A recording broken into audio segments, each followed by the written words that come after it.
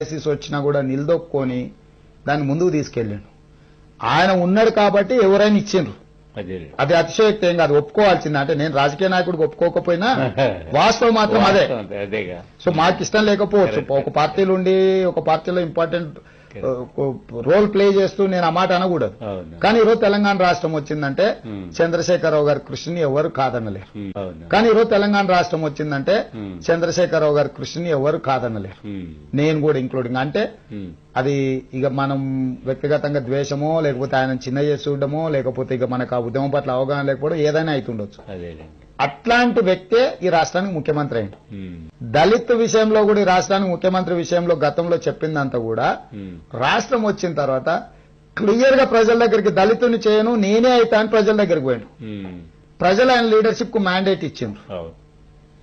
ఇప్పుడు ఆయన దళితుని ముఖ్యమంత్రిని చేస్తాను ఎన్నికలు పోయి రిజల్ట్ వచ్చిన తర్వాత ఆయన అది చేయను ఇది చేస్తాను ఉంటే తప్పు. రాష్ట్రం వచ్చిన తర్వాత క్లియర్ గా ప్రజల దగ్గరికి దళితుని చేయను నేనే అయితా అని ప్రజల దగ్గరికి పోయాను. ప్రజలు ఆయన లీడర్షిప్ కు మ్యాండేట్ ఇచ్చిండ్రు. ఇప్పుడు ఆయన దళితుని ముఖ్యమంత్రిని చేస్తాను ఎన్నికలు పోయి రిజల్ట్ వచ్చిన తర్వాత ఆయన అది చేయను ఇది చేస్తాను ఉంటే తప్పు. ఇప్పుడు ఆయన దళితుని ముఖ్యమంత్రిని చేస్తాను ఎన్నికలు పోయి రిజల్ట్ వచ్చిన తర్వాత ఆయన అది చేయను ఇది చేస్తాను ఉంటే తప్పు.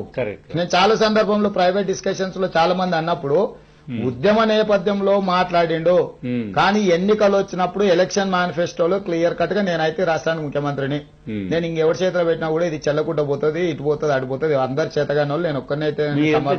చాలా రీజనబుల్ గా మాట్లాడుతున్నారు మీరు. అందుకే చెప్తున్నాను సార్, ఆయన ప్రజల దగ్గరికి వెళ్ళిండు, ప్రజలు ఆయన చెప్పిన దానికి మ్యాండేట్ ఇచ్చారు. కానీ ఒక పొలిటికల్ పార్టీగా ఒక పొలిటికల్ పార్టీ హెడ్ గా చంద్రశేఖరరావు గారు ప్రజల దగ్గరికి దిస్ ఈజ్ మై మ్యాండేట్ అని పెట్టుకుని పోయినాడు. ప్రజలు ఒప్పుకున్నారు. సో ప్రజలే ఒప్పుకున్న తర్వాత ప్రతిపక్షాలుగా మేము విమర్శించవచ్చు, కానీ ప్రజలు ఆమోదించిన తర్వాత దాన్ని విమర్శించడంలో పెద్ద ప్రజలు సీరియస్ తీసుకోరు. అంటే ఏమంటారు, కొంత నిష్పక్షపాతంగా మేము మాట్లాడాల్సి వచ్చినప్పుడు కొన్ని మాట్లాడకపోతేనే మా గౌరవం ఉంటుంది. మాట్లాడాలి కాబట్టి మాట్లాడుతున్నాం అంటే ప్రజల వైపు నుంచి కూడా అంత ఆమోదం ఉండదు. సో ప్రజలే ఒప్పుకున్న తర్వాత ప్రతిపక్షాలుగా మేము విమర్శించవచ్చు, కానీ ప్రజలు ఆమోదించిన తర్వాత దాన్ని విమర్శించడంలో పెద్ద ప్రజలు సీరియస్ తీసుకోరు. అంటే ఏమంటారు, కొంత నిష్పక్షపాతంగా మేము మాట్లాడాల్సి వచ్చినప్పుడు కొన్ని మాట్లాడకపోతేనే మా గౌరవం ఉంటుంది. మాట్లాడాలి కాబట్టి మాట్లాడుతున్నాం అంటే ప్రజల వైపు నుంచి కూడా అంత ఆమోదం ఉండదు. Thanks for watching. Please like, comment, share. Follow on Facebook, Google+, Twitter, Instagram. For more updates, please subscribe Great Telangana TV.